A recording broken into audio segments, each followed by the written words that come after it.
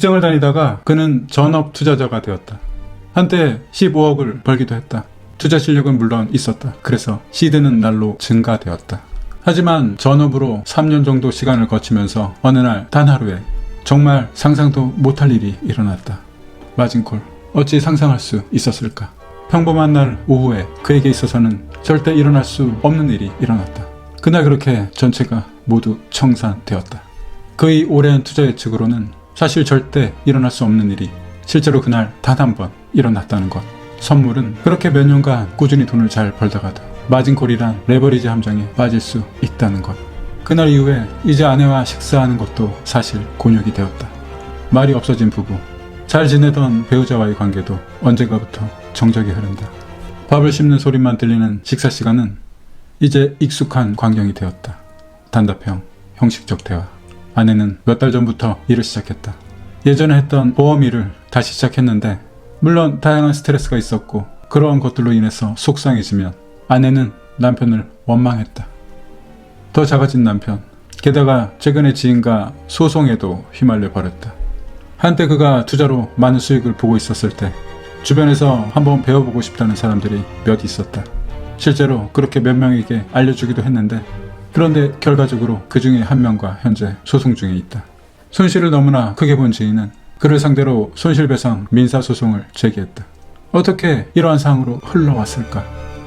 사실 그가 전업 투자자로 독립한 이유는 돈을 크게 벌어보려는 욕심은 아니었다. 보다 자유롭게 가족과 행복해지려고 선택한 이유가 더 컸다.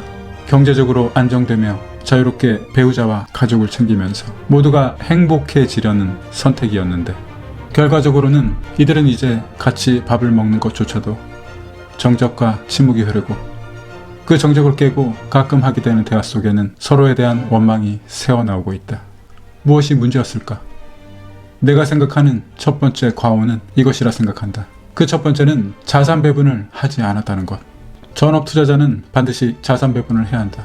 물론 지금과 같은 유동성 장세에서는 참 답답하고 보수적으로 보이지만 사실 자산 배분은 결과적으로 큰 방파제와 같은 역할을 한다. 전업 투자자라면 자산 배분은 무조건 해야 한다. 그건 수백 년 동안의 금융 역사가 말해주고 있다. 두 번째는 투자에서 절대 올 수 없는 상황이란 없다. 그래서 자신의 관점에서 저리스크라서 신용의 고배율을 넣는 것은 생각보다 실전에서는 청산 리스크가 크다. 신용을 쓸 때는 늘 청산을 가정해야 한다. 흔히 하는 레버리지 ETF도 그렇고 선물 투자도 그렇고 FX 마진 거래도 그렇다.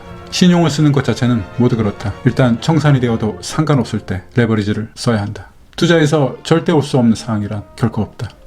세 번째는 그는 내적 투자에 소홀히 했다.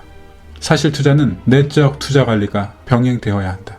삶의 우선순위가 무엇인지 명확히 온몸에 각인시켜야 한다. 그의 말처럼 행복해지려고 독립을 했는데 행복은커녕 지금 지옥에 와 있는 상황은 삶의 우선순위를 생각만 했을 뿐이지 현실에 전혀 도입하지 않았을 것으로 보여진다. 과연 우리는 무엇을 위해서 투자하는가?